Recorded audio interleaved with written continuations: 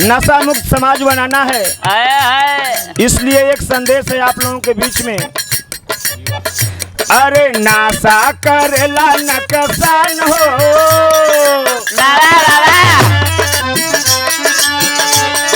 नशा करेला नकसान हो, भैया माना कहनावा। नशा करेला नकसान हो, भैया माना कहनावा। नशा करेला नकसान हो, भैया माना कहनावा। बीड़ी में खांसी हो, सुरती में दम्मा, बेड़े में खांसे हो, सुरते में दाना। बेड़े में खांसे हो, सुरते में दाना। चौरस हीरोइन बनाई निकम्मा, भारत हेरोइन बनाए निकामा। भारत हेरोइन बनाए निकामा। दत्तवा बिगाड़ देला पान हो,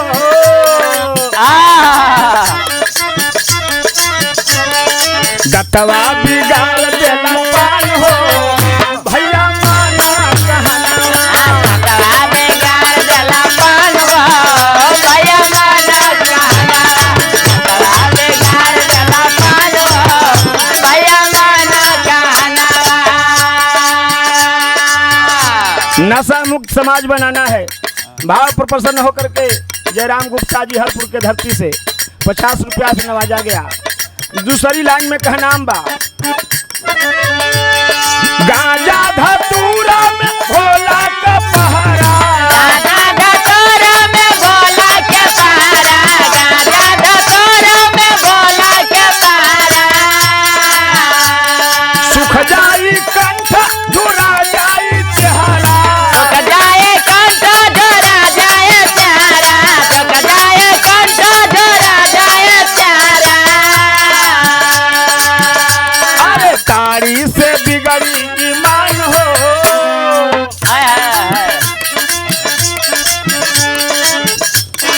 तारी से बिगड़ी ईमान हो, भैया माना कहनावा। तारी से बिगड़े ईमान हो, भैया माना कहनावा। तारी से बिगड़े ईमान हो, भैया माना कहनावा। नशा नशा नुकसान चीज है, नशा करना नहीं है। समाज को नशा मुक्त बनाना है। तीसरी लाइन में कहनाम बा,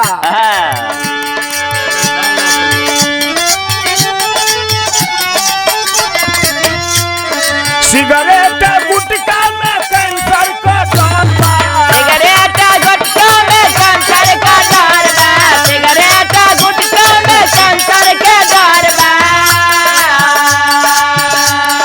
शिवलहरी मोदक में जाना जहार बा, शिवलहरी मोदक में जाना लोहार बा। शिवलहरी मोदक में जाना जोहार बा। अरे दारू मचावे तूफान हो, बाबा दारू मचावे तूफान हो, भैया माना कहनावा। दारू मचावे तूफान हो, भैया माना कहनावा। दारू मचावे तूफान हो, भैया माना कहनावा।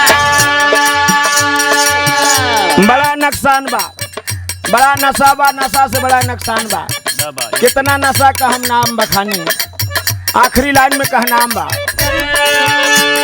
नशा का नाम हम कितना बखानी, नासा का नाम हम कितना बखाने। नासा का नाम हम कितना बखाने। आ जमन छूटल छटकल बा ओकरो से हानि, जवन छुटल छटकल बाव करो से हाने। जवन छुटल छटकल बाव करो से हाने। राजस कहाँ धनु प्रधान हो,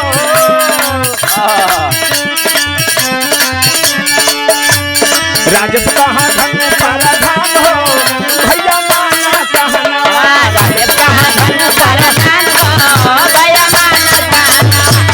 राजस कहाँ धनु प्रधान हो, भैया माना कहनावा। नशा खेला न